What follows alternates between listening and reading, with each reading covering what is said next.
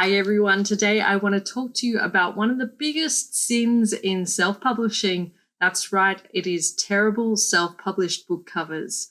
Now, chances are if you're self-publishing, you might be going it alone, you might be tempted to design your own book cover using Photoshop, using word art, using what you have on hand. But let me stop you right there. Unless you've trained as a graphic designer or have some skills in design, I would highly recommend you hiring a professional to design your cover. I'm Kat Clay, I'm an author, but I've also worked as a graphic designer. So today I want to talk to you about the 7 kind of deadly sins of self-publishing book cover design. So today I've mocked up a terrible self-published book cover. It's committing all the egregious sins of book cover design, and I'm going to take you through each one by one. So the first sin is that it's way too busy. There's a woman in a cloak in the snow, there's a sword, there's a woman running away from her, she must be an assassin, there's a castle in the sunshine. We're not even sure what is going on here, and it's just, I don't know where to look. So number 1, it's too busy.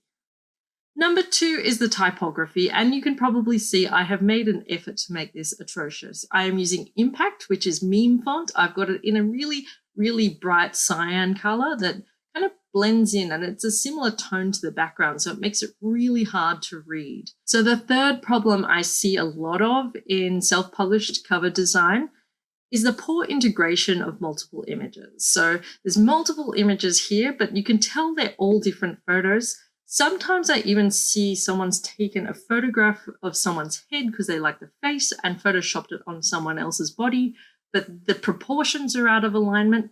So you need to really make sure that the photos integrate well. And part of that is step 4 and 5. So step 4 is making sure you have images from the same light sources and similar weather conditions as well. So you can see on this girl's face, you can see the light source is coming from the left and kind of up and above her. And then on this sword here, the light source is coming from the right. You can see right there that there's a little bit of light there. And it's also backlit. So there's 2 images, don't even work together. And this one kind of has a hazy, soft light on it, whereas the background is really strong summer daylight. And same goes for the weather. She's in the snow. This looks like it's kind of sunny. The 5th problem is that there's no uniform color scheme. So there's nothing really tying all these images together. And that will really help bring those kind of separate or disparate images together in a book cover design, is having that similar color scheme. And I'll show you how to do that in a sec. Now, the 6th problem I haven't done on this because I've used images from Unsplash, which is a free public library for the purposes of illustrating this cover. The 6th problem is that sometimes people use copyrighted images. So they'll go to a Google search, and I have seen this on covers which have used famous people's photographs, Photoshop them enough that they kind of look a little bit different, but still identifiable, and use them on a book cover. You can't do that. You can't do a Google search and just get the images you find and put them on your book cover. Your graphic designer will help you license the images you need to use. And the final 7th worst problem of all is that it doesn't tell anyone about the book. I don't know what sort of book this is. I mean, it doesn't make me want to buy it. And that's the whole point, is that if you want to sell a book and sell something and have people buy it and enjoy it and get people to read it, the cover has to do a lot of work there. And if the cover's not pulling its weight, then you're not going to sell any books, because people will judge the quality of the writing based on the cover. And the problem with this is the cover looks atrocious, so they will assume the writing is just as bad. The first problem is that this cover is way too busy. I don't know where to look. There's too much going on here. It's easy to fix though, because what I'll do is take some elements off. Already that's looking better, but the problem is that neither of these elements actually work together. It's kind of like the colors are different, the contrast values are different, the lighting is different. So I think I'm going to need to change that background image. It's a nice image for a different kind of book. But I'm going to go for a kind of gothic, romantic fantasy vibe. I love these kind of woman running away covers. So I'll get something that's a little bit more moody. Oh, look, here's one I prepared earlier. Now, and you can see that if we zoom in here, you can see she's not photoshopped very well because she was actually on a grassy background. So this green doesn't really work well together. And it's quite a lot of work to just recolor this one image for this. So I've actually found a similar image, but it has similar coloration to this photo. So just take that girl off. And I've got another image which I think is going to work a lot better. And it's this photo here. It's got a better color similarity to the photo in question. I'm going to show you how to Photoshop that out properly now. So this is a little bit of a Photoshopping tutorial, but I'll speed this up so you don't get bored. I'm going to use the magnetic lasso tool to actually cut her out. I'm going to select that layer and cut her out really quickly using this. Now this is going to be a little bit atrocious, but I'll show you why in a second. This is just to get us going. All right, so getting her cropped out there, I'm going to then go to the select and mask tool. So this is way better to be using for this.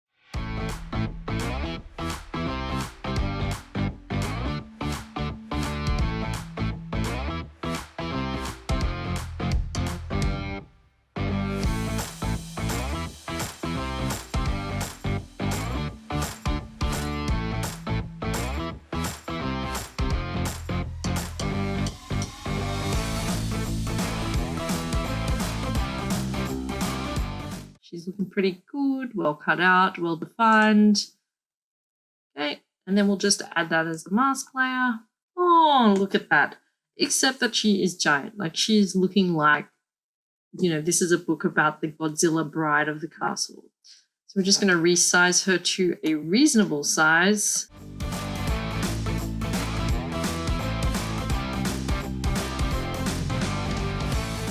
All right, so the next thing I'm going to do is just kind of try and integrate that in terms of the color and in terms of the overall look of the picture. So we're going to go, I've got a snow layer already inbuilt. So I'm actually just kind of did this before.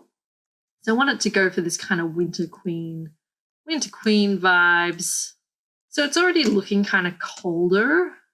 What we want to do is make sure that that's all united as an image. So I'm actually going to chuck on a transparency layer or a color layer with this. So all we'll do with that is we're actually going to do a layer.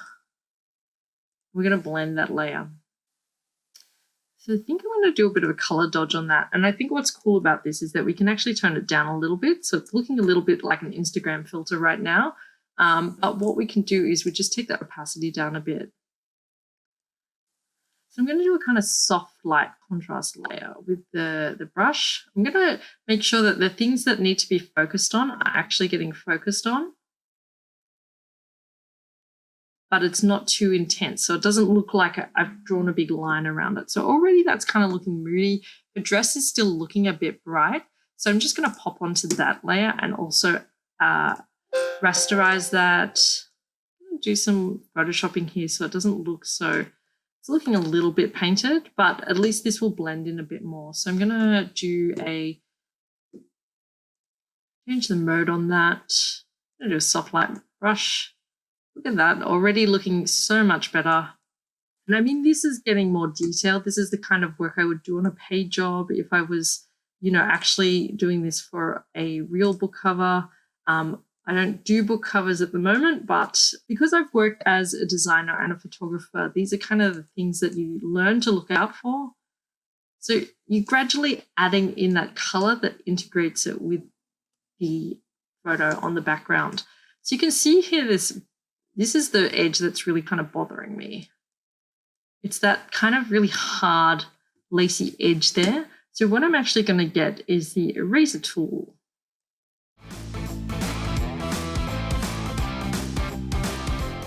So there's still heaps of work to do on her, but I'm going to leave that for the time being to show you how to fix this a little bit more. So another one of the things you can actually do in terms of the color is we're going to just duplicate this layer. And I'm going to change that into probably a hard light. And what we want to do is start erasing from this layer. So we want to actually have a really strong kind of feel, but also unite it with kind of color. So I might actually upgrade that to a more of a reddy pink. Ooh, that's nice and cool. Like I'm liking the winter princess vibes, right? So I'm going to actually just take the eraser tool.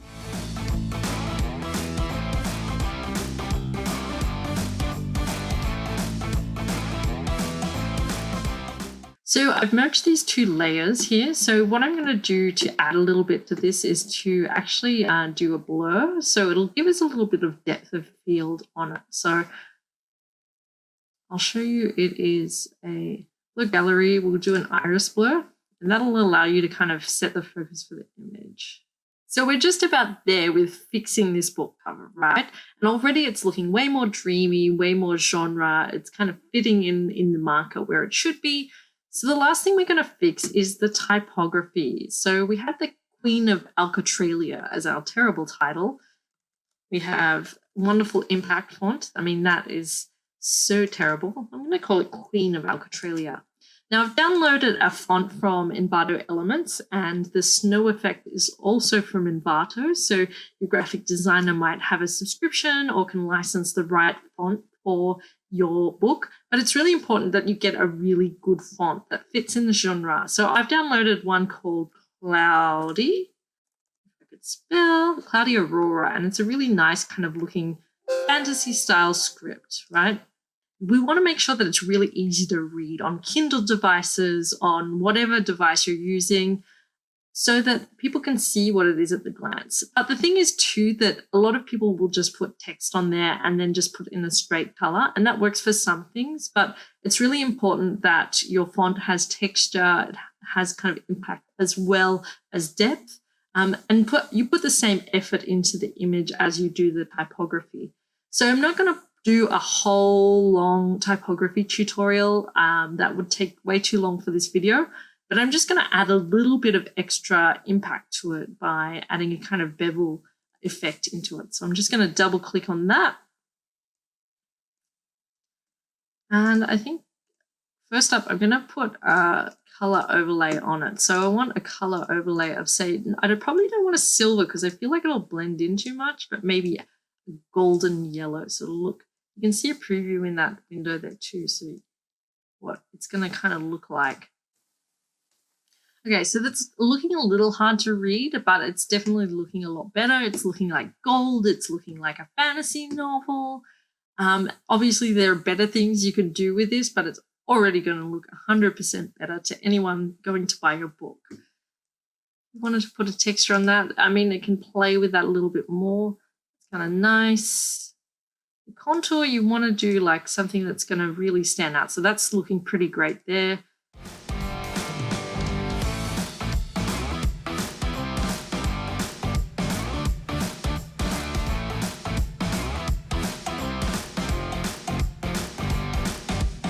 Already this is looking like a professional book. I mean, there's heaps more that we could do with it. There's heaps more we could fix. There's a lot more photoshopping I could do, but I'm really happy with that for an hour of work, for a little bit of fixing from the original, which was atrocious, to this, which I think looks pretty nice. And I think tells you a lot about what sort of book this is. It's kind of that Cinderella lost slipper fairy tale romance and could easily fit into the market. So they were the 7 worst book cover design mistakes and how to fix them. Again, I'd love it if you enjoyed this video. Please hit subscribe and stay tuned for more writing videos. Thank you so much for watching.